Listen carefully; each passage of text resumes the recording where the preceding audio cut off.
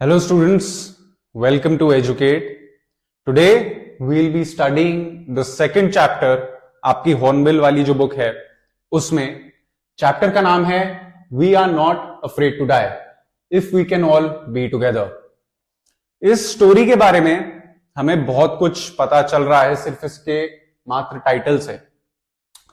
Now talking about this chapter, जिससे पहले we start off with it, दो तीन इंपॉर्टेंट नोट्स मैं आपको बताना चाहूंगा what this chapter talks about.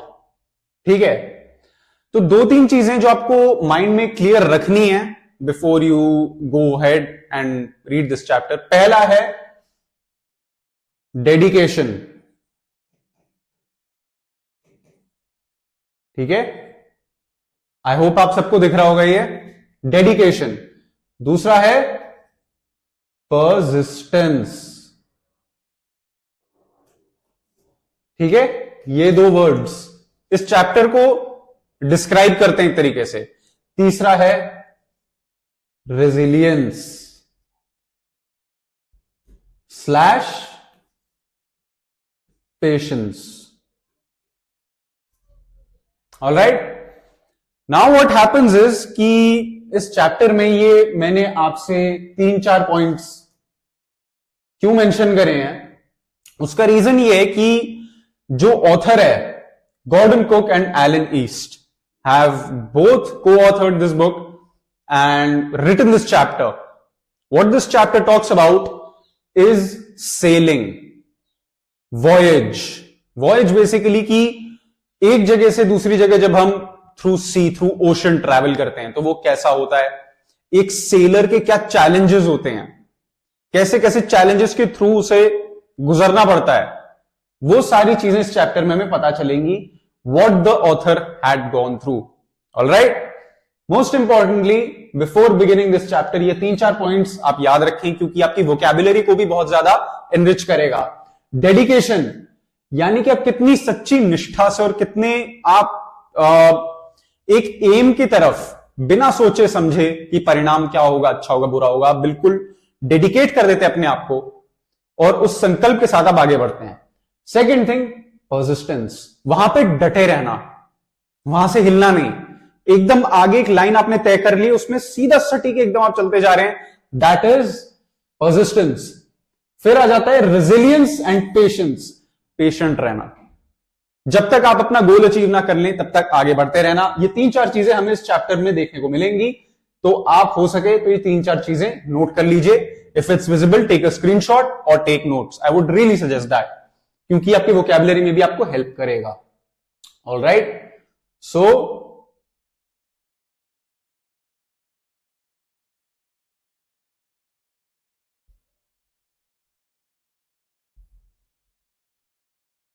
there. All right.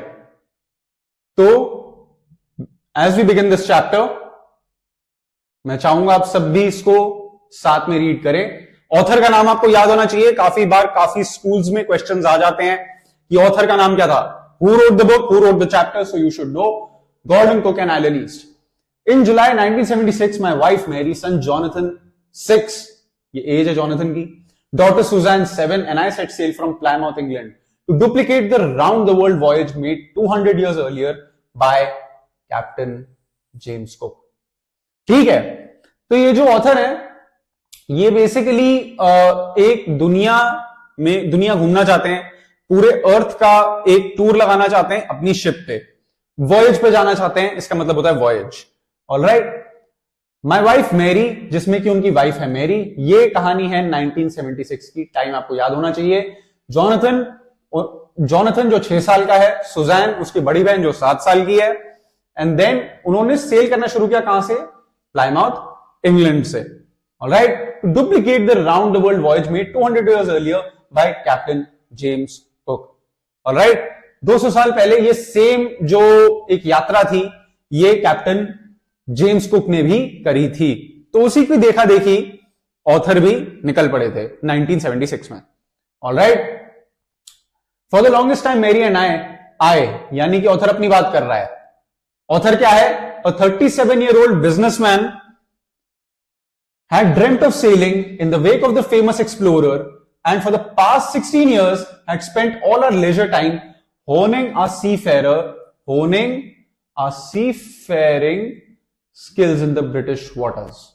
Author कौन है? एक 37 साल का व्यापारी है, एक बिजनेसमैन है, जो कि एक तरीके से सेल करने का, ये जो पूरा वर्ल्ड टूर करना था उसे पानी के थ्रू, उसके ख्वाब देख रहा था, उसके सपने देख रहा था। एंड वो एक एक्सप्लोरर बनना चाहता था फॉर द पास्ट 16 इयर्स। पिछले 16 सालों से वो जितना भी उसका ऐशो आराम का समय था, जिसमें वो आराम कर सकता था, रिलैक्स कर सकता था, उसमें उसने अपनी जो स्किल्स होती है प्रैक्टिस कर रहा था वो, कि कैसे अपनी seafaring skills, honing our seafaring skills. Honing basically like sharpening या प्रैक्टिसिंग, रिफाइन कर रहा था, रिफाइनिंग। मतलब कि मान लीजिए आपके पास कोई चाकू है, आप चाकू को और तेज धार दिए जा रहे हैं अपने काम के लिए, ऑलराइट। तो ये चीज थी our boat Wave Walker. Boat का नाम क्या है? Wave Walker. याद रखिएगा, दिस इज वेरी इंपॉर्टेंट। ये 3-4 डिटेल्स जो मैं अंडरलाइन करता जा रहा हूं, आप उसका स्क्रीनशॉट ले लें, नोट्स बना लें, या फिर आप अगर इन जनरल आपकी मेमोरी अच्छी है, आप याद रखें तो बहुत ज्यादा अच्छा है। This will be really beneficial for you because all these are really important pieces of information. Really important. All right. Our boat Wave Walker, a 23-meter, 30-ton wooden hulled beauty, had been professionally built and had spent months fitting it out and testing it in the roughest weather we could find. अब हम बात करते हैं कि उस boat की, अब ये प्रैक्टिस कर रहा था, सारी चीजें हमें पता है, लेकिन किस वेसल में, किस व्हीकल में, वो जो बोट कह लीजिए, जहाज कह लीजिए, कश्ती कह लीजिए, उसको, जो कि 27 मीटर की थी, 30 टन वुडन हल्ड, मतलब कि वुडन हल्ड माने मेड आउट ऑफ वुड, ठीक है, मेड अप ऑफ वुड, लकड़ी की बनी हुई थी प्राइमरीली, तभी wooden hulled. Alright, wooden hulled beauty had been professionally built and we had, और प्रोफेशनली बिल्ट थी, ऐसे नहीं कि किसी नौसिखिए ने बनाई है, प्रोफेशनली बिल्ट थी। Alright, and we had spent months fitting it out, अब उसमें कई महीने लगा करके उन्होंने सबसे जो खतरनाक वेदर होता है उसमें इसको, वेव वॉकर को अच्छे से टेस्ट कर रखा था, मतलब खतरनाक से खतरनाक परिस्थिति में भी ये चल जाएगी। Alright, the first leg of a plan 3 year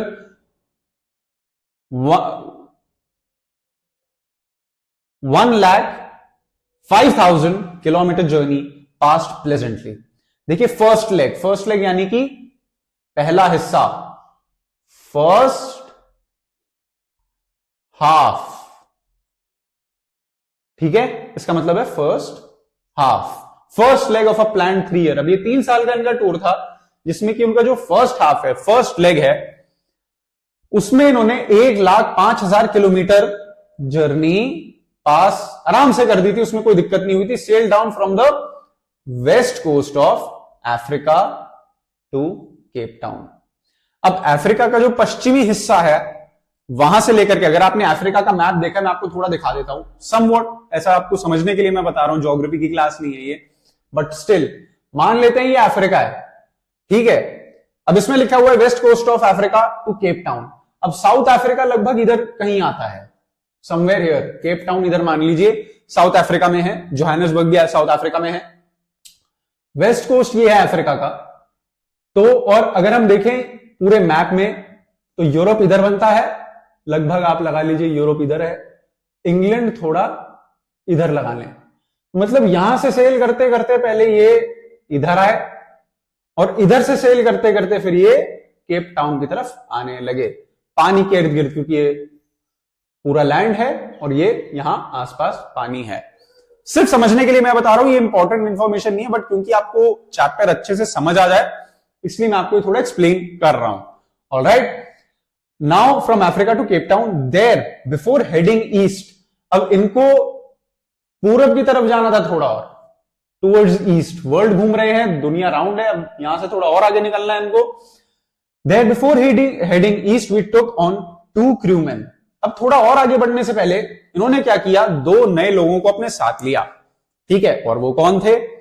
Larry वाइजिल जो कि अमेरिकन थे, और हर्ब साइगलर जो कि स्विस थे। याद रखिएगा, ये बहुत ज्यादा इंपॉर्टेंट है। ये दो लोगों ने ज्वाइन किया था। These two people had join the voyage with the author who was a 37-year-old businessman, and they joined the wave walker in its voyage after somewhere around the first leg of the 3-year-long journey, and as the author was moving eastwards from Cape Town. ठीक है, Cape Town वो कहां से पहुंचे थे? Africa के west coast से, और वेस्ट कोस्ट से केप टाउन के बाद जब वो और आगे ईस्ट की तरफ निकल रहे थे तो ये दो लोगों ने उन्हें ज्वाइन किया था। Very important. Alright, to help us tackle one of the world's roughest seas, the southern Indian Ocean. Indian Ocean के जो साउथ का पार्ट है सबसे रफेस्ट पार्ट माना जाता है, और ऑथर को ऐसा लगा कि उसे दो लोगों को और जोड़ना पड़ेगा इस वॉयज को अच्छे से कंप्लीट करने के लिए। तो इस वजह से ये दो लोग उसने और ज्यादा ऐड करे। ऑलराइट, आई होप आप सब इसका नोट्स ले रहे हैं, स्क्रीनशॉट ले रहे हैं, वॉट एवर इट इज, जो भी चीज आपको कंफर्टेबल लग रही है। मेन बात यह है कि इंफॉर्मेशन आप ये रिटेन करें। Alright, because what ever I am underlining, what ever I am explaining will help you solve the questions and answers of the chapter and will make the chapter much easier. जिन लोगों को English में problem होती है वो ये चीजें ध्यान में रखें तो उनका भी काम इजी हो जाएगा। Moving on, I hope this is visible.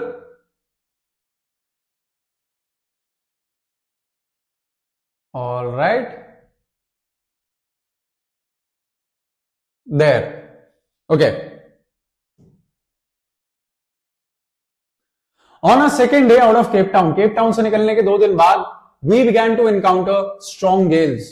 Strong gales मतलब कि थोड़ा पानी स्ट्रांग होने लग गया था। Alright? For the next few weeks they blew continuously. Gales did not worry me. अब ये देखिए, जो हवा चल रही है उससे ऑथर को उतनी चिंता नहीं हुई। He was not worried that much about the gales. Alright? But the size of the waves was alarming. What? Size alarm कर रहा था, बिकॉज वो सेलर था, उसे पता है क्या हो सकता है और क्या चीजें, क्या दुर्घटनाएं घट सकती हैं इसमें। Alright, up to the waves was alarming up to 15 metres, 15 metre लंबी, as high as our main mast. जो मेन मास्ट होता है, मास्ट एक तरीके का, ये मान लीजिए जैसे आपने सुना होगा फ्लैग हाफ मास्ट पे है, फुल मास्ट पे, so it's like a flag जो कि विंड को उसमें थोड़ा क्लॉथ या कैनवस अटैच्ड होता है शिप के अंदर। पुराने जमाने की जो शिप्स अगर आप देखेंगे जो वॉयज पे जाते थे बड़े बड़े डिस्टेंसेस के लिए, तो उसमें कैनवस सेट होता था। तो it's somewhat look like, if it's visible, थोड़ा ऐसा स्क्वायर शेप में दिखता था जो कि डंडे से अटैच्ड होता था। तो ये क्या करता है, ये शिप की मैन्यूवरिंग को कंट्रोल करता है और इधर से उधर जाने में थोड़ा मतलब ध्यान दिया जाता है कि शिप इधर से उधर भटक ना जाए, खासकर कि ऐसे डिस्टर्ब्ड और ट्रबल्ड वेदर में। Moving on December 25th, Christmas day. This is important, Christmas का दिन था। आगे हम आगे पढ़ेंगे कि क्यों ये इतना इंपॉर्टेंट बताया गया, इसमें ऐसा क्या हुआ था। Found us 3,500 kilometres east of Cape Town. अब वो 3500 किलोमीटर केप टाउन के पूर्व दिशा की तरफ चल पड़े थे, मतलब इतना दूर थे। Towards the east of Cape Town, they were so far. Alright, despite atrocious weather, very important word. Atrocious का मतलब क्या होता है? atrocious, preposterous, all right, disastrous. These words are very important and they will help you enhance your English language and vocabulary. Atrocity, atrocious मतलब ज्यादती करने वाला, बहुत ज्यादा डरा देने वाला, दिल दहला देने वाला, क्रूर, ये सारे सिनोनिम्स हैं आपके atrocity के। atrocious weather मतलब खतरनाक मौसम जिसे कह सकते हैं, वो था। दिल दहला देने वाला आपके लिए खतरनाक, ये सारी चीजें हम इस वर्ड से जोड़ सकते हैं। So despite atrocious weather we had a wonderful holiday complete with a Christmas tree. इतना खतरनाक मौसम होने के बाद भी, जैसे स्ट्रॉन्ग गेल्स से और वेव्स की हाइट बहुत ज्यादा थी, इवन आफ्टर दैट एक बहुत अच्छा हॉलिडे कंप्लीट हुआ था। उन्होंने क्रिसमस ट्री भी लगाया था शिप में। Alright, New Year's Day saw no improvement in the weather, but we reasoned that it had to change soon. And it did change for the worse. अब इस पे क्वेश्चन बन सकता है, why did the author say that the weather changed but it changed for the worse? What happened? Christmas Day was fine, they had celebrated some way or another, but as soon as New Year came, which is just 5 or 6 days after Christmas, what happened then? ऐसा क्या हुआ था? Alright, उनको पहले से पता था change तो होने वाला है, लेकिन ऐसा चेंज होगा वो नहीं पता था, and it changed for the worse, बद से बदतर हो गया था मौसम. एट डॉन ऑफ 2 जनवरी, ठीक है, सुबह प्रातःकाल, डॉन यानी कि सूर्य उदय से थोड़ा टाइम पहले, January 2nd, the waves were gigantic, विशाल, दैत्याकार, बहुत बड़ी वेव्स हो चुकी थी, इतनी लंबी लंबी वेव्स, अभी आगे बताएंगे. We were sailing with only a small storm jib. अब स्टॉर्म जिब एक टाइप की इक्विपमेंट होती है जो कि शिप को कंट्रोल करती है, उसको स्टेबलाइज करती है. जब भी ऐसे स्टॉर्म्स आते हैं, स्ट्रॉन्ग वेव्स होती हैं, तो it helps the ship to stay afloat and stay balanced. Alright, and we were still making 8 knots. जितनी ज्यादा तेज लहरें उतनी ज्यादा गांठें बांधी जाती हैं. सेलर्स जो हैं, जिनके पेरेंट्स नेवी में है या फिर कोई डिफेंस में है, उनको ये बात थोड़ा आइडिया हो सकता है कि ये कैसे काम करता है. बेसिकली एक्सक्यूज मी, बेसिकली जो नोट्स होंगी, जितना ज्यादा ट्रबल्ड वेदर होगा उतनी ज्यादा नोट्स आपको लगानी होती हैं. ऐसा रूल है, it's just an unsaid rule but it is the way it is. As the ship rose to the top of each wave, एक के बाद एक लहरें आ रही थी, बड़ी से बड़ी लहरें आ रही थी, और जो शिप है वो और मतलब डिसबैलेंस होकर के लहरों के ऊपर लहर एकदम उठा दे रही थी शिप को. तो ये बात थी. We could see endless enormous seas rolling towards us and the screaming of the wind and spray was painful to the ears. अब ऐसी आवाज आ रही थी, इतनी डरावनी आवाज थी कि जब लहरें इतनी बड़ी हो रही हैं, आ रही हैं, हवा भी चल रही है, तो जब आपस में पानी और हवा इतनी तेज तेज टकरा रहे थे तो एकदम जैसे चीखने की आवाज और बहुत ज्यादा डरावनी आवाज आ रही थी. Alright, it was scary as if screaming of the wind, screaming of the wind and the spray was painful to the ears. To slow the boat down we drop the storm jib, मतलब कि कश्ती थोड़ी control में रहे, जो boat है Wave walker थोड़ी control में रहे, उसके लिए उन्होंने स्टॉर्म जिब को ड्रॉप किया. एंड लैश्ड, लैश्ड यानी कि जोर से रख देना, जोर से रखना, जोर से मारना, is like lashed. Alright, a heavy mooring rope in a loop across the stern. Stern यानी कि जो शिप की मैन्यूवरिंग होती है, अगेन उसके इर्द गिर्द एक मोटी सी रस्सी घुमा करके लगा दी, ताकि and heavy moving rope in a loop across the stern, ताकि शिप और ज्यादा कंट्रोल में रहे, कंट्रोल के बाहर जा रही थी, आप समझ रहे हैं. So then we double lashed, फिर उन्होंने 2 बार और ज्यादा अच्छे से उसको सेट किया. Everything went through our life raft drill, attached lifelines, donned oil skins and life jackets and waited. अब वो बिल्कुल प्रिपेयर्ड थे, ठीक है. Double lashed life raft drill, मतलब ड्रिल होती है, उन्होंने पहले से प्रैक्टिस कर रखी थी कि अगर कोई आपदा विपदा आ जाती है तो कैसे अपने आप को बचाना है, वो सारी चीजें इनके दिमाग में चल रही थी. अटैच्ड लाइफलाइंस, लाइफलाइंस तक अटैच कर रखी हैं. डोंट ऑयल स्किन्स, अब ऑयल स्किन भी बहुत ज्यादा इंपॉर्टेंट होती है, क्योंकि आपका जो पानी है वो ओशन का, वो नमकीन पानी है. So oilskins are very important. Life jackets भी उन्होंने निकाल ली, और फिर वो इंतजार करने लगे कि अब क्या होगा आगे. Alright, weighted.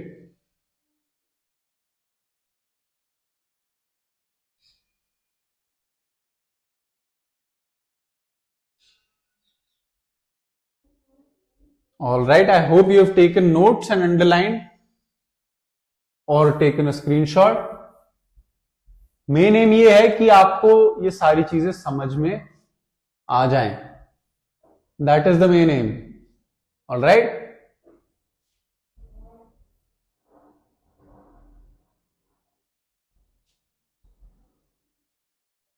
All right,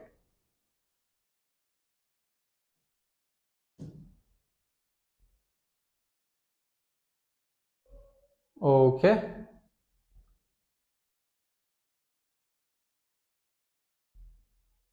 now I hope it's visible. ठीक है,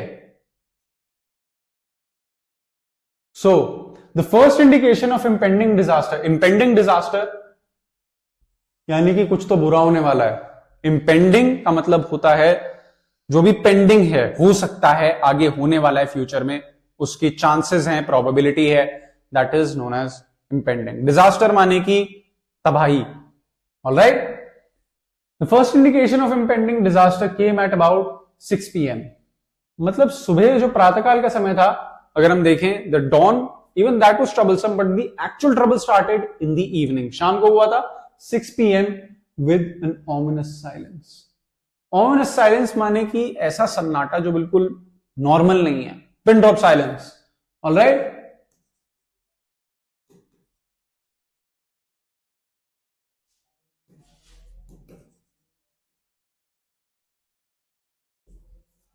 दिस इज इंपॉर्टेंट कि ओमिनस साइलेंस कब हुई थी, तो आपको पता होना चाहिए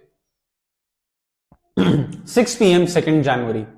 alright, then the wind dropped and the sky immediately grew dark, एकदम से हवा चलनी बंद, आसमान काला हो गया। Then came a growing roar, ऐसी आवाज आने लगी जैसे कोई दहाड़ रहा है।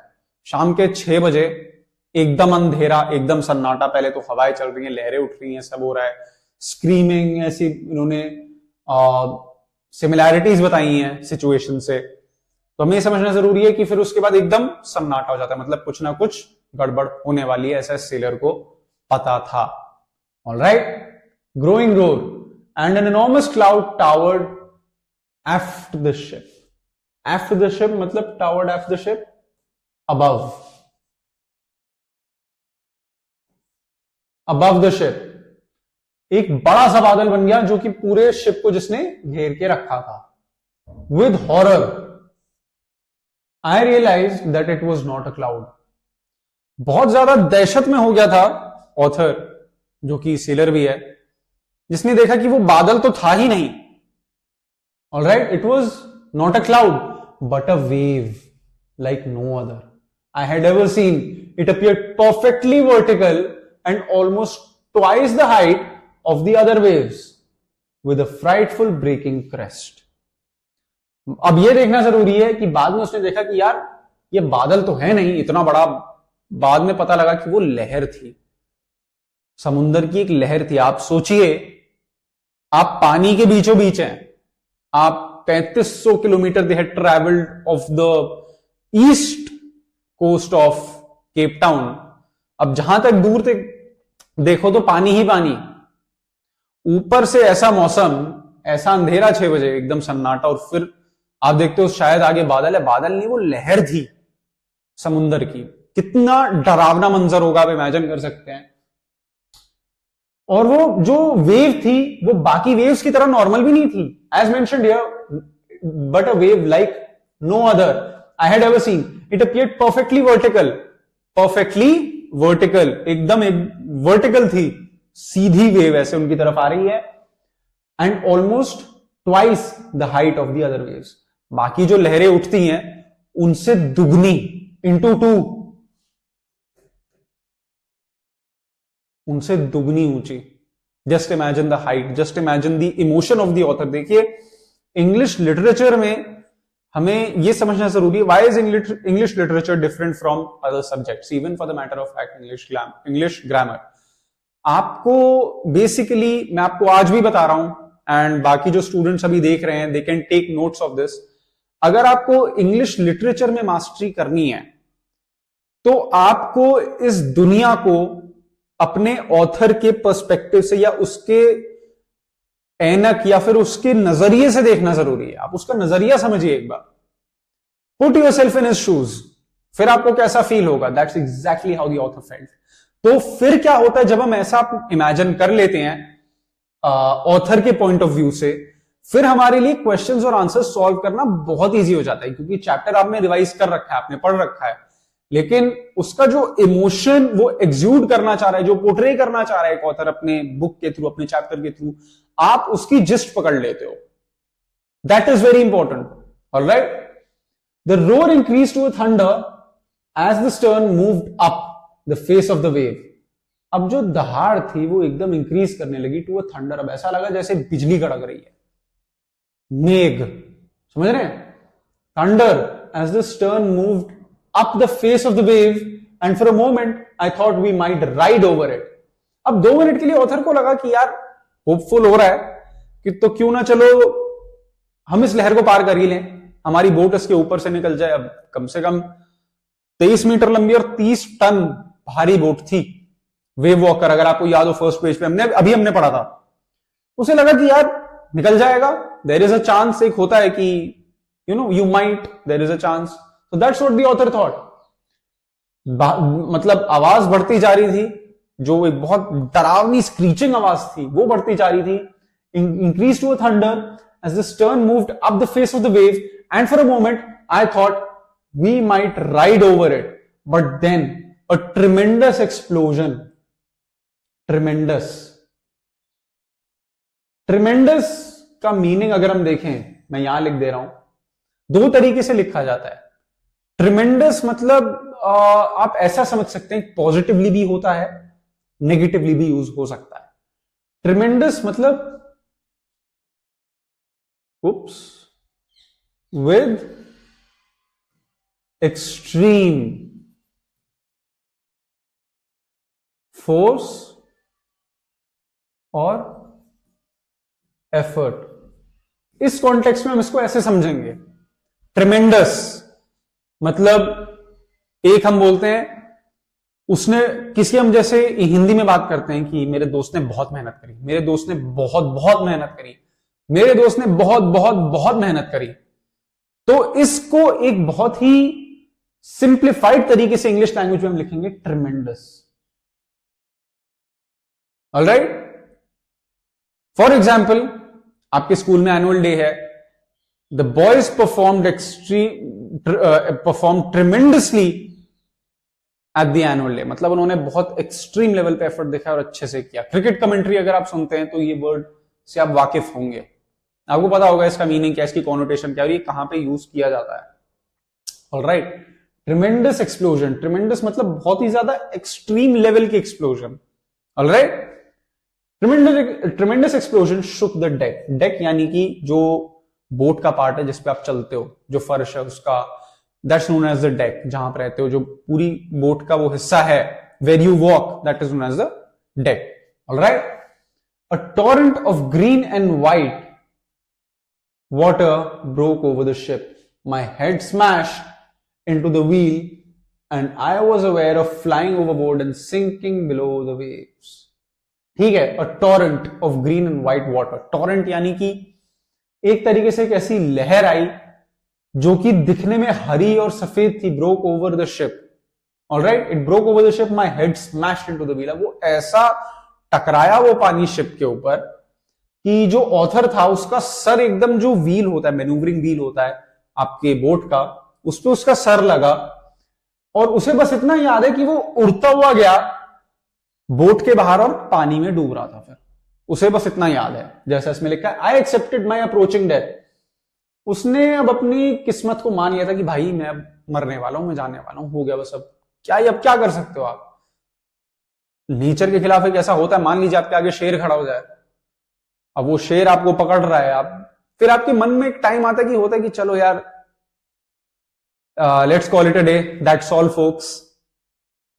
तो ये एक चीज होती है, एक ऐसा भाव होता है जो कि ऑथर को फील हुआ. And as I was losing consciousness I felt quite peaceful.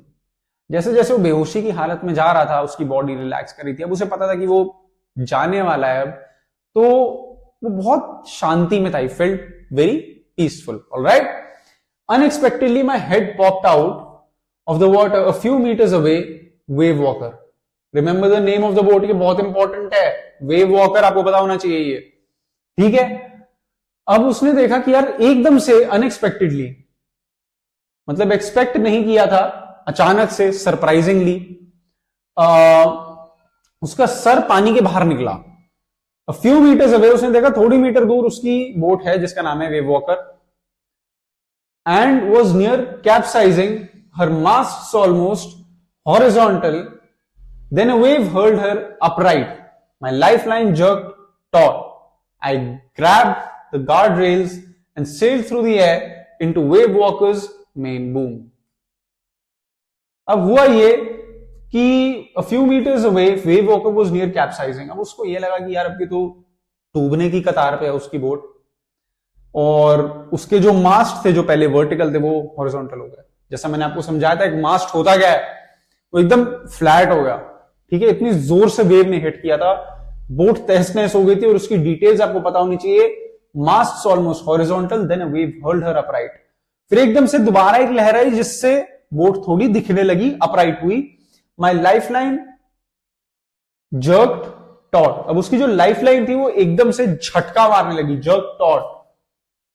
एकदम से उसने जर्क मारा, झटका मारा। आई ग्रैब द गार्ड रेल्स, जो उसके आसपास की रेल होती है, रेलिंग होती है बोट के इर्द गिर्द, इस ऑथर ने उसको पकड़ लिया। Alright, and sailed through the air into wave walkers main boom. अब वो फिर उड़ते हुए बोट के अंदर आया और मेन बूम की तरफ सेट हो चुका था। सबसिक्वेंट वेव्स, मतलब कि बाद में उसके साथ में जो और लहरें आ रही थी, tossed me around the deck like a ragdoll. बाकी लहरों ने ऑथर को ऐसे उठाया, जो और लहरें भी आ रही थी, एक के बाद एक आ रही थी, एक आ रही है तो ऐसे जा रही है, एक आ रही है तो दूसरी आ रही है, तो जो और लहरें आ रही थी फिर उसने ऑथर को ऐसे उठा के पटका बोट के इस साइड से लेके उस साइड तक, कि मतलब ये मान लीजिए जैसे कोई छोटी सी डॉल हो कपड़े की बनी हुई, गुड्डा गुड़िया होते हैं, वैसे आप उसे उठा के फेंक दे रहे हैं इतनी आसानी से। मतलब ऑथर को उठा के फेंक दिया जा रहा था वेव्स के through. The left ribs cracked, उसके लेफ्ट साइड की उल्टे तरफ की यानी कि बाएं ओर की जो पसलियां थी वो पूरी टूट चुकी थी, रिब्स उसके टूट चुके थे। My mouth filled with blood and broken teeth, उसके मुंह में खून ही खून था, इतनी जोर से लगी थी, और उसके दांत भी टूट गए थे, इतना बुरा हाल हुआ था। तो ये सारी चीजें, सारी डिटेल्स व्हाट हैपेंड, और ये हमें ये याद रखना है, all this had happened when 2nd of January, when 6 PM। Otherwise dawn के समय, जो कि सनराइज से पहले होता है, उस टाइम पे थोड़ी स्क्रीमिंग और हाई वेव्स तो दिख ही रही थी, but 6 PM was when the main show started in the author's story. All right, now somehow I found the wheel, lined up the stern for the next wave. अब उसको जैसे तैसे wheel मिल गया कि भाई अब जो आने वाली लहरें हैं उनको कैसे डील करना है। Alright, lined up the stern for the next wave and hung on। अब वो डट के खड़ा हुआ था कि भाई अब जो होगा देखा जाएगा। मोस्ट इंपॉर्टेंटली हमें यह समझना जरूरी है कि आपका जो क्वेश्चंस आएंगे इनमें से, वो क्वेश्चंस आने वाले हैं मेनली क्योंकि इंग्लिश सब्जेक्ट है डिटेल बेस्ड। फॉर एग्जाम्पल, हम जब ऊपर देखते हैं ओमिनस साइलेंस, ओमिनस साइलेंस माने कि एक ऐसा साइलेंस जो कि बिल्कुल ओमनी प्रेजेंट हो। ओमनी प्रेजेंट माने हर जगह प्रेजेंट रहने वाला सन्नाटा। ऑलराइट, विंड ड्रॉप, ये सारे इमोशंस हैं। मैं क्यों आपको बार बार बोल रहा हूं कि आप ऑथर के पर्सपेक्टिव से सोचें। आप अपने आप को इमेजिन करें, इंग्लिश लैंग्वेज को टैकल करने का ही तरीका ये है। बेशक आप इसे हिंदी में समझ लें, अपने जहन में बिठा लें, इसकी डिटेल्स याद कर लें, लेकिन जब तक आप अपने आप को ऑथर के जूतों में नहीं डालोगे, उसके बिल्कुल पॉइंट ऑफ व्यू से, उसके नजरिए से नहीं देखोगे, तब तक आपको बहुत मुश्किल से समझ आएगा। ऑलराइट, विद हॉरर, किस टाइप के इमोशंस ऑथर के दिमाग में चल रहे थे? हॉरर था। First it was filled with excitement, क्योंकि वो काफी टाइम से, काफी सालों से ये सोच रहा था कि वो एक ना एक दिन सेल करेगा। Plus the author was not alone, author अकेला भी नहीं था। ऑथर के साथ उसकी फैमिली थी, उसका बेटा जॉनथन, उसकी बेटी सुजैन और उसकी वाइफ। ऑलराइट, ये 3-4 चीजें भी हमें याद रखनी है। तो उससे रिलेटेड जब हमारे पास क्वेश्चंस आते हैं, हम देखते हैं कि ऑथर का एक पर्सपेक्टिव क्या था, उसका पॉइंट ऑफ व्यू क्या था, तब हम ये भी देखेंगे कि ऑथर का ऐसा पॉइंट ऑफ व्यू क्यों था। क्या कोई ऐसा रीजनेबल बंदा जो इस टाइम पे ऐसी सिचुएशन में फंसा हो वो नर्वस फील ना करे, अकेला हो तो भी करे, साथ में उसकी पूरी फैमिली भी है. So that is something that you need to take care of and understand in such chapters, especially any chapter for the matter of fact जो इंग्लिश लैंग्वेज में हो. नेक्स्ट हम देखते हैं वाटर वाटर एवरीवेयर. बहुत famous एक कहानी है, कहावत है sorry, water water everywhere but not a drop to drink. जहां तक नजर जा रही है वहां तक पानी ही पानी, और वो पानी कितना दूर है, ये विशाल महासागर कितना बड़ा है, ऑथर को नहीं पता. रफ आइडिया है लेकिन उसकी गहराई कितनी है नोबडी नोस. आज तक किसी साइंटिस्ट को पता नहीं चल पाया. बाय द वे कोई इंसान ये पता नहीं लगवा पाया. हम स्पेस में जा चुके हैं, मार्स में जाने की तैयारी इलॉन मस्क साहब कर रहे हैं, सारी चीजें हैं, but till date nobody knows कि ओशन डीप कितना है. अंदाजा है बस, एक्चुअल में हमें नहीं पता. So just imagine the fear that the author must be having as a human. कोई भी इंसान हो बहुत ज्यादा ही दहशत में आ जाए. All right, water everywhere. I could feel that the ship had water below, but I dared not to abandon the wheel to investigate. अब उसको ये पता था कि यार देखो इतनी तोड़ा ताड़ी हुई है, इतनी जोर से लहरें टकराई हैं, मतलब एक बहुत ही बड़ी अनहोनी हुई है. उसे फील हुआ कि यार ऐसा ना हो कि यार ऐसा तो हो ही नहीं सकता कि ये सारी चीजें हो रही हैं और बोट में पानी ना आए. पानी तो घुसेगा अंदर. अब पानी अंदर घुसा तो उसमें हिम्मत भी नहीं थी कि यार अगर मैंने पहिया छोड़ दिया, अगर ये व्हील छोड़ दिया जो मैनूवर करने के लिए, बोट को कंट्रोल करने के लिए, उसकी दिशा निर्धारित करने के लिए, उसकी डायरेक्शन को एक तरीके से एम करने के लिए कि किस तरफ बोट को ले जाना है, वो उसका ध्यान रखे या फिर ये देखे कि पानी अंदर है या नहीं. इतनी सारी चीजें हुई, बोट ऑलमोस्ट उसकी काफी चीजें वर्टिकल से हॉरिजॉन्टल हो गई, मास्ट उसका खराब हो गया, सारी चीजें जो सारी डिटेल्स हैं अभी हमने पढ़ी थी, which is very important, you must remember. Questions आते हैं इस पे. Moving on, abandon the wheel to investigate. Suddenly एकदम से इन सारी प्रक्रियाओं में जब हम देखते हैं कि ऑथर का नजरिया क्या चल रहा है, what is he going through, तब हमें यह भी समझना है कि इस पूरे चैप्टर में डेडिकेशन, परसिस्टेंस, रेजिलियंस और पेशेंस, कि एक ऑथर का एम था कि भाई उसे ये करना है तो करना है. उसके सारे दांत टूट गए, मुंह खूनो खून हो गया, फिर भी हम देखते हैं कि वो आगे डटा हुआ है, चल रहा है. जो उसने सोचा था, जिस एम के साथ उसने बोट बनाई थी, जो उसका एम था, उसको पूरा कर रहा है. ठीक है, ship had water but did not dare to investigate. आगे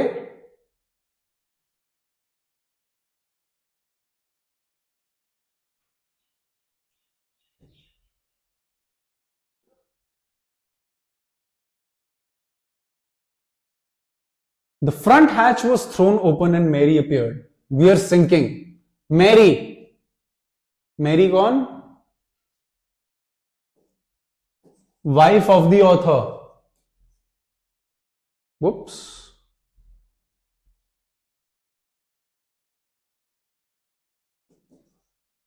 Wife of the author. Mary Suzanne and उनका बेटा. Alright, Jonathan.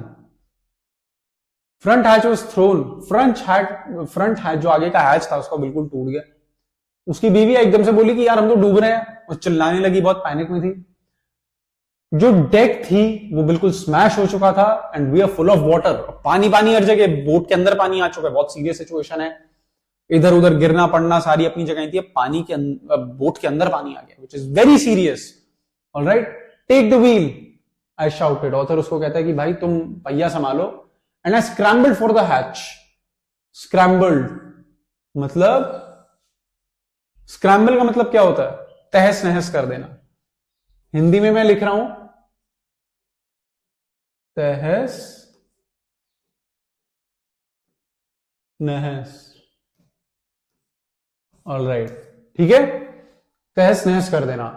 Larry and Herb were pumping like madman. Larry और हर्ब कौन थे? हर्ब साइगलर स्विस, और ये जो लैरी हैं आपके, ये थे अमेरिकन, जिनको उन्होंने कहां से लिया था? While they were sailing east from west coast of Africa towards Cape Town, उसके आगे की जो जर्नी थी उसमें इनको ले लिया था, क्योंकि ऑथर को पता था कि जो southern part of Indian ocean है वो बहुत ज्यादा खतरनाक होने वाला है और वो अकेले हैंडल नहीं कर पाएगा। याद रखिएगा, वो पंपिंग लाइक मैडमैन, वो पागलों की तरह पानी बाहर पंप कर रहे थे। Broken timbers, again important, broken timbers hung at crazy angles. The whole starboard side bulged inwards. Clothes, crockery, charts, tins, toys sloshed about in deep water. मतलब कि जो जो इंपॉर्टेंट चीजें थी बोट के अंदर, चाहे वो खाने पीने का सामान हो, बर्तन हो, कपड़े हो, चार्ट्स हो, टिन हो, बच्चों के खिलौने हो, जो स्टारबोर्ड का साइड था वो अंदर की तरफ बल्ज था। बल्ज यानी कि डेंट पड़ गया था, जैसे हम बोलते हैं ना डेंट पड़ जाता है, डेंट पड़ गया था उसमें, अंदर की तरफ ऐसे चेंज हो गया था क्योंकि इतनी जोर से टकरा रहा था वो विंड्स के साथ। Alright, I half swam half crawled into the children's cabin. Are you alright? I asked. Yes they answered. वो बच्चों के पास गया, मतलब इतना पानी था कि वो आधा तो रेंग रहा था और आधा तो तैर के जा रहा था। मतलब आप समझ लीजिए यहां तक पानी होगा कि उसको तैरना पड़ रहा है पानी में। मतलब कितना पानी हो सकता है, एक फुल एडल्ट आदमी उसमें तैरते हुए जा रहा है अपने बच्चों के कैबिन में। Alright, crawled into the children's cabin. Are you alright? I asked. Yes they answered, but from an upper bunk. Yes they answered, from an upper bunk. ऊपर की तरफ वो जो बंक वाला बेड होता है उसमें बैठे हुए थे और उसमें उन्होंने बोला कि हाँ ठीक है, but my head hurts a bit, said Sue. Sue Suzanne का निकनेम है, जो कि उसकी बेटी है। ठीक है,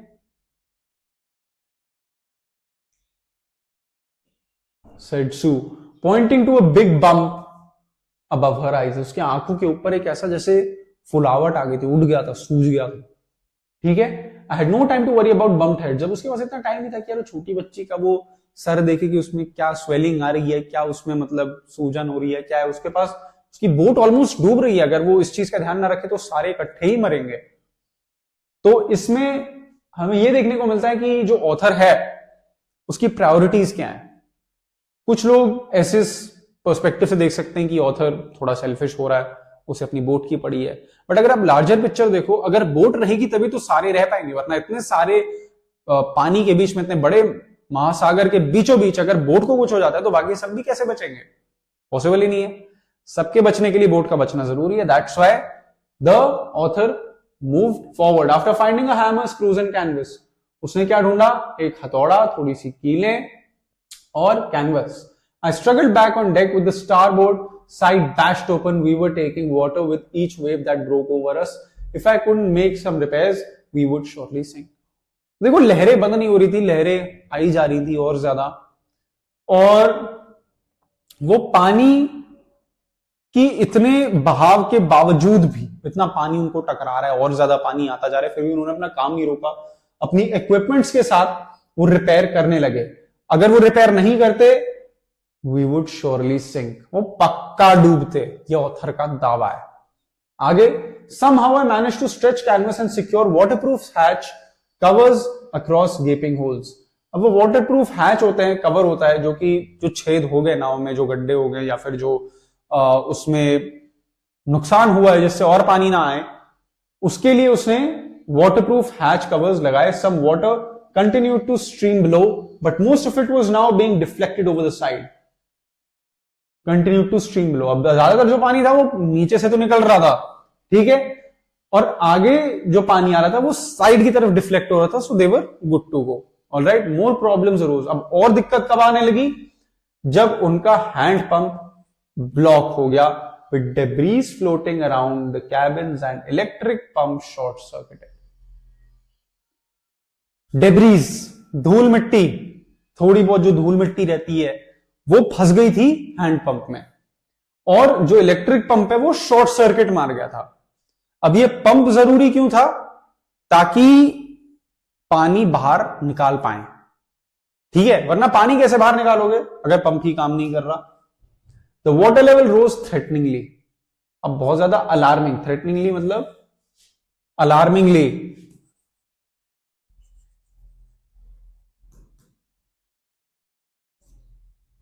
या फिर वेरी डेंजरस, खतरनाक। Alright, it was very dangerous. जिस तरीके से जो पानी का लेवल राइज हो रहा था। Back on deck I found out that our 2 spare hand pumps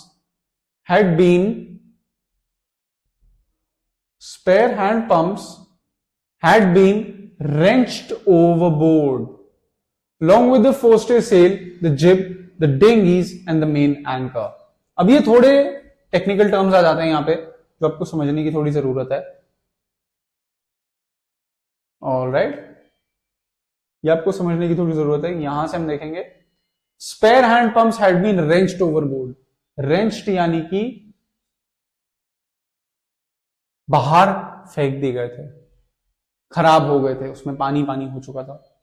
along with the forestay sail, forestay sail यानी कि जो शिप को एक तरीके से उसका स्पीड ब्रेकर कह लीजिए, जो पीछे से पुल करता है वो part.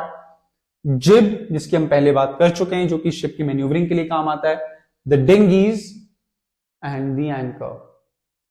Anchor is like a bigger speed breaker जब आपकी शिप किसी आइलैंड के पास जाती है।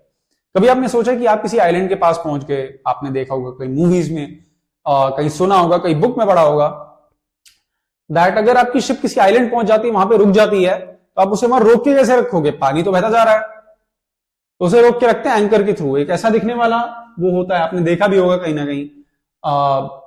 It looks somewhat like this. Iron का होता है, लोहे का बहुत बड़ा, और कुछ ऐसा दिखता है विद एरोज। ऐसा एक एंकर दिखता है और इसमें एंड में चेन्स लगी होती हैं। ऑलराइट, इसको पानी के अंदर फेंका जाता है ताकि ये बहुत हैवी होता है, जैसे ही पानी के अंदर गिरता है तो बोट को या फिर जो शिप होती है उसको वहीं रोक के रखता है।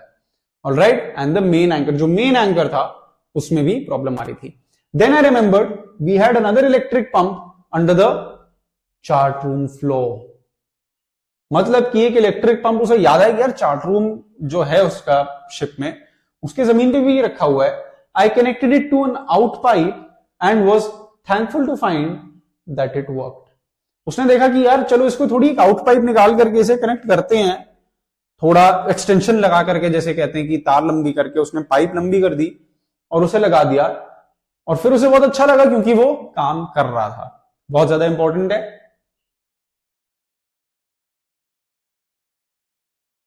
आगे, the night dragged on with endless bitterly cold routine of pumping. अब वो पूरी रात उस 2 जनवरी को पंपिंग कर रहे थे and working the radio, radio चलाने की कोशिश कर रहे थे। We were getting no replies to our mayday calls.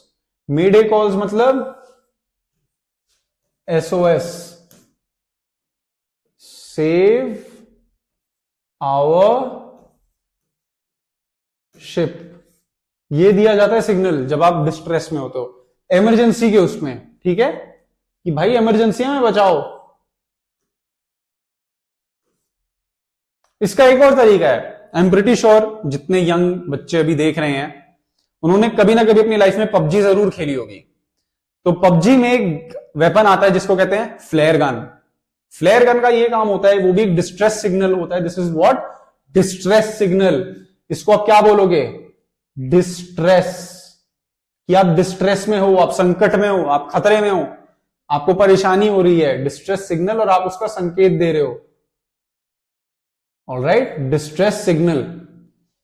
Flare gun का काम ये होता है कि बेसिकली ऐसे आप चलाते हो, सामने वाला देखता है कि हाँ ये बंदा वहां खड़ा है या जो भी इंसान है वहां खड़ा हुआ है और उसे हमारी मदद चाहिए। वैसे ही होती है मेडे कॉल्स। इन्होंने मेडे कॉल्स बहुत दी थी कि मेडे मेडे मेडे ऐसे दिया जाता है। मेडे का मतलब होता है कि अब हम खत्म होने वाले हैं, मरने वाले हैं। SOS, मेडे, ये सिग्नल्स दिए जाते हैं जब आप डिस्ट्रेस में होते हो। ऐसी सिचुएशंस में पायलट्स या फिर आपके सेलर्स ये सारे सिग्नल्स देते हैं। ऑलराइट, जब भी उन्हें कोई खतरा होता है। Which was not surprising in this remote corner of the world. अब हुआ क्या कि यार उनको कोई रिप्लाई नहीं मिल रहा था वहां, उनका सिग्नल उनका शायद पहुंचा भी नहीं, पहुंचा था भी या नहीं, दे डिडंट नो। और क्योंकि वो दुनिया के पता नहीं कौन से कोने में बैठे थे, उन्हें पता भी नहीं था कि यार ये अब काम भी करेगा या नहीं। Sue's head had swollen alarmingly। अब वो देखता है कि यार उसकी बेटी का जो सर पे सूजन थी वो बहुत ज्यादा हो गई थी, इतनी ज्यादा स्वेलिंग हो गई थी, she had two enormous black eyes, उसके आंख के नीचे दो ऐसे काले वो हो रखे थे, जैसे कोई जब मार देता है या चोट बहुत ज्यादा लग जाती है, ऐसे नीचे काला काला नील पड़ जाती है, वो उसने देखा बहुत ज्यादा था। Now she showed us a deep cut on her arm, उसके हाथ पे बहुत ज्यादा एक गहरा कट भी था। When I asked why she hadn't made more of her injuries before, she replied, I didn't want to worry you when you were trying to save us all. इस पे क्वेश्चन आता भी है और आ भी सकता है। सबसे important, what were the traits of Suzanne that you got to see in this particular chapter? वो केयरिंग थी, अपने फादर की केयर कर रही थी, बाकी बच्चों की तरह टैंट्रम्स उसने नहीं थ्रो करे, उसे पता था वो किस सिचुएशन में है, कहां पर है और उस टाइम पे क्या चीज इंपॉर्टेंट है। ऑलराइट, एक 7 साल की बच्ची कैसे इस सिचुएशन में रिएक्ट करी, बहुत ज्यादा इंपॉर्टेंट है, इस पे क्वेश्चंस आते हैं, डू रिमेंबर दिस। आगे, by morning on January 3rd, the pumps had the water level sufficiently under control for us to take 2 hours rest in rotation. मतलब कि यार 3 जनवरी के मॉर्निंग तक जो पंप्स थे, उन्होंने इतना वाटर लेवल अच्छे से निकाल दिया था कि अब उनके पास ठीक ठाक टाइम तक यार वो 2-2 घंटे के लिए शिफ्ट लेकर के रेस्ट ले सकते थे कि भाई 2 घंटे तुम वाटर पंप करो, तब तक मैं रेस्ट करता हूं, फिर मेरा उसका टाइम खत्म हो गया, उसे रेस्ट करना है, फिर कोई और शिफ्ट, ऐसे शिफ्ट्स में चल रहा था। Alright, in rotation, but we still had a tremendous leak somewhere below the water line and on checking I found that nearly all the boats. अब वो ये देखता है कि भाई लीकेज कहीं ना कहीं तो है, ऐसी कोई एक ऐसी जगह है इस शिप में जहां से अभी भी पानी आ रहा है। सारी चीजें तहकीकात करने के बाद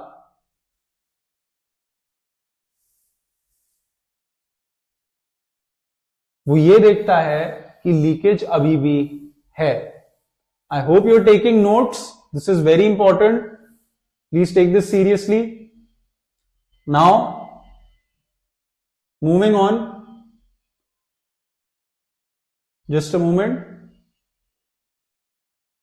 जब उसने चेक किया 30 जनवरी के बाद कि यार कहां से पानी लीक हो रहा है, he found out that the main rib frames वो स्मैश डाउन टू द नील। जो मेन रिब फ्रेम्स थे वो बिल्कुल टूट चुके थे। In fact there was nothing holding up a whole section of the starboard hull except a few cupboard partitions. अब उसे लगा कि यार इतना जो रिब फ्रेम्स है इतने टूट चुके हैं और बिल्कुल तहस नहस होकर जमीन पे गिर गए। In fact there was nothing holding up a whole section. जो स्टारबोर्ड का एक सेक्शन है उसे कुछ पकड़ने के लिए नहीं था। ये चीज बहुत ज्यादा सरप्राइजिंग थी ऑथर के लिए कि ये शिप चल कैसे रही है। Nothing holding up a whole section of the starboard hull except a few cupboard partitions. अब थोड़े बहुत जो उसकी अलमारी के पार्टीशंस थे उससे थोड़ा बहुत जो पानी रुका हुआ था, वरना सारा पानी लीक कर रहा था। Moving on, we had survived for 15 hours. 15 घंटे उन्होंने जैसे तैसे जो है गुजारे, ठीक है, सिंस द वेव हिट, जब से वेव ने उन्हें हिट किया था। But Wave Walker wouldn't hold together long enough for us to reach Australia. उसे समझ में आ गया कि यार ये वेव वॉकर जो है उसकी बोट, अब आप देखें अगर मोस्ट इंपॉर्टेंटली आपको थोड़ा मैप समझने की जरूरत है, आप ऐसे समझ नहीं पाएंगे। ये अफ्रीका है, ठीक है, दिस इज अफ्रीका। यहां पे आप थोड़ा यूरोप मान लीजिए, यूरोप के बाद ये एशिया आता है, इंडिया, ये ऊपर Russia, what ever it is. यहाँ पे ये मेनलैंड यूरोप खत्म, यहाँ आपका इंग्लैंड। तो जो ऑथर है हम ये समझते हैं यहां पे आ जाता है आपका ऑस्ट्रेलिया। ऑलराइट, थोड़ा सा दूर श्रीलंका, दिस इज इंडिया। तो यहां से उसने सेल करना शुरू किया था। सबसे पहले उसने सेल किया है यहां पे ईस्ट कोस्ट ऑफ अफ्रीका, याद होना चाहिए आपको। फिर उसके बाद केप टाउन, साउथ अफ्रीका, जहां पे उसने 2 नए लोगों को अपने साथ लेकर के गया, Saigal and an American citizen. अब आगे जाते जाते मेन उनको प्रॉब्लम यहां बीचों बीच आने लगी, जैसे ही वो ईस्ट की तरफ बढ़े 3500 किलोमीटर्स। ऑलराइट, उसे पता था कि यार उसे पूरी दुनिया घूमनी है। अब उसकी शिप का वो हाल हो चुका था कब, 30 जनवरी को। उसे पता था कि यार उसकी शिप अब ऑस्ट्रेलिया भी नहीं पहुंचेगी, वहां तक पहुंचना भी मुश्किल है, it's very difficult. Alright, altogether for us to reach Australia, I checked our charts and calculated that there were 2 small islands a few hundred kilometers to the east. One of them, Isle Amsterdam, was a French scientific base. Our only hope was to reach these pinpricks in the vast ocean. Pinpricks in the vast ocean. यानी कि इतने बड़े महासागर में छोटे छोटे दाने, दाने बराबर टापू. ये आइलैंड बिल्कुल दाने जैसे छोटे छोटे थे. इतने बड़े सागर में, इतने बड़े मतलब ओशन में, सीज में वो देख रहे हैं कि यार इतने छोटे छोटे आइलैंड. यहां पे जैसे तैसे पहुंचना था. बीच में उन्होंने देखा कि यार एक तो उन्हें दिखा 2 स्मॉल आइलैंड्स थे. याद रखिएगा, a few hundred kilometers to the east, मतलब ईस्ट की तरफ जैसे जैसे वो जाते जा रहे हैं, थोड़े से कुछ अराउंड 100 किलोमीटर्स ईस्ट में. One of them Isle Amsterdam. ये याद रखना है आइलैंड का नाम क्या था. उनमें से एक था आइल एम्स्टरडैम, जो कि एक फ्रेंच साइंटिफिक बेस था, जो कि फ्रेंच गवर्नमेंट के लिए एक साइंटिफिक बेस था. वहां पे साइंटिफिक एक्सपेरिमेंट और ये सारी चीजें होती थी. Our only hope was to reach this pinpricks in the vast ocean. इतने बड़े सागर में वो अगर चल रहे, उन्हें बहुत देख करके चलना है कि वो छोटे से आइलैंड में पहुंच पाएंगे. ठीक है. But unless the wind and seas abated, so we could hoist the sail, our chances would be slim indeed. Abated, given up. Abated, given up, या फिर शांत हो जाना, रिमूव हो जाना. जब तक कि ये बंद नहीं हो जाते, but unless the wind and the seas abated, शांत नहीं हो जाते, बंद नहीं हो जाते, गिव अप नहीं कर देते, जो बहुत ज्यादा हार्श तरीके से विंड्स ब्लो कर रही थी, we could hoist sail, our chances would be slim indeed. फिर भी चांसेस बहुत ज्यादा कम थी, स्लिम चांसेस, बहुत कम प्रोबेबिलिटी थी. The great wave had put our auxiliary engine out of action. Auxiliary engine drives the ship, या फिर main engine. I hope this is visible. आप ये सब देख पा रहे हैं. If not, just have a look. This was the map. आपके लिए समझना बहुत ज्यादा जरूरी है, क्योंकि इस मैप के थ्रू ही आपको समझ में आएगा कि बंदा कहां से चला है, किधर जा रहा है, और इसका एम क्या है. एम्फसाइजिंग वंस मोर, बहुत ज्यादा इंपॉर्टेंट होता है कि हम ऑथर के पॉइंट ऑफ व्यू को समझ पाए. All right. So this was the first half of the second chapter. All right. First half of the second chapter. I hope आप सबने इसका स्क्रीनशॉट लिया, नोट किया इसको. If not, I am pretty sure आप इसको रिवाइंड करके भी देख सकते हैं. Because this chapter is a little lengthy, मैं आपको सजेस्ट करूंगा कि आप इसको अच्छे से समझें, इसको अच्छे से डीपली अंडरस्टैंड करें. All right. So this was the first half of the second chapter of आपका इंग्लिश लिटरेचर. हॉर्नबिल में से we are not afraid to die if we can all be together. Part 1 आपका complete हो चुका है. Part 2 में आपको आगे और समझाऊंगा. Till then, thank you team.